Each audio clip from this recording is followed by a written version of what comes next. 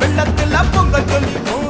பொட்டு தத்துவம் எட்டுக்கும் எதிரொலிக்கும் கொடமா வெள்ளத்துல பொங்கல் சொல்லிக்கும் பாடுபட்ட வேலைக்காரன் மிச முறுக்க ஒரு சனம் சேர்ந்து ஒன்னா பொங்க வைக்க